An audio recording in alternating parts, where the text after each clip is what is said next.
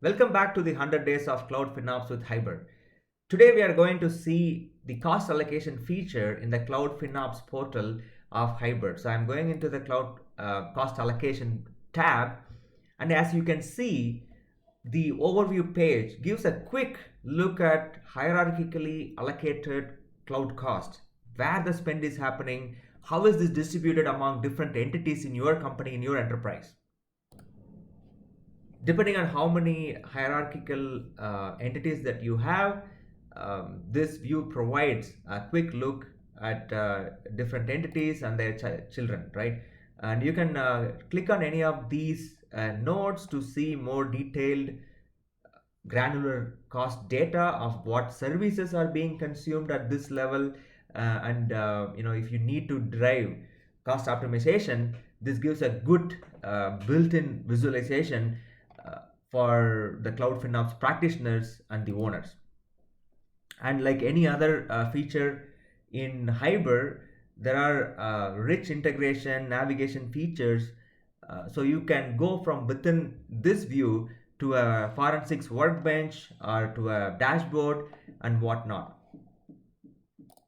So how does Hybr Cloud FinOps is able to accomplish allocating these source costs from multitude of sources like AWS, Azure, GCP, even on-premise across variety of entities? So let's take a quick look. So cost allocation rules in Hybr Cloud FinOps portal enable this.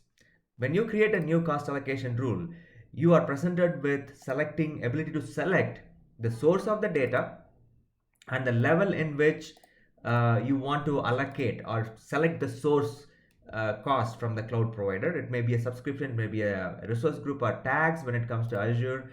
So in this case, if I am selecting subscriptions, then I get to choose what are these Azure subscription, which are the source. In this case, I would like to pick the costs from, and then once I selected the source, I can have one or more sources selected from which I want to grab the cost and allocate to what target entities. So target entities in this case are Hybr tenant company and the tenant subscription, and you can also assign tag values. If you have listened to the previous episodes, you would know Hybr is from ground up built as a multi-tenant system. Here the target company or the tenant company representation Hybr could be mapped to any of the entities or hierarchies in your system or in your enterprise. For example, a tenant company could be mapped to your business unit, to your project, to your department, to a cost center, right? So in this case, in Cloud Assert, for this example, we have different cost centers mapped to the tenant companies, and then each cost center can have one or more subscriptions. So these subscriptions could be mapped to another child entity of the target. So in this case, Hybr Core and B Connect is a cost center, is the product team, and then they can have one or more subscriptions. So this again provides a flexible way for Hybr users to drive many of these type of multi-tenant system functionalities here. So I have selected single target company and a subscription. I can also select choose to allocate the cost across more than one target. So let me select one more here.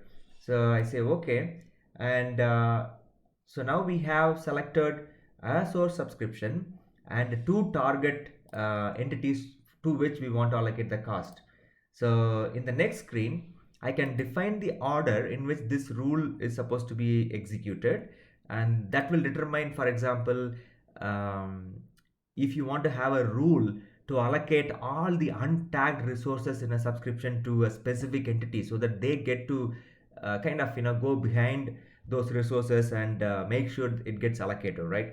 In addition to that, in addition to setting the order, you can also select the cost distribution policy. So you can either distribute evenly across the target entities, or you can select a custom percentage and say I only want to give allocate 10% of the cost to this entity and then remaining to another entity. So this is a very flexible way of allocating costs across variety of your entities based on your unique situation. and at the same time be able to see all these data from a single pane of glass from the Hybr Cloud FinOps portal across the data coming from variety of your cloud service providers, and especially including the hybrid cloud scenarios of getting the data from your data center. Ability to visualize everything in one place is very powerful, and we hope you get to use these features. Thanks again for joining us today. We hope to see you soon.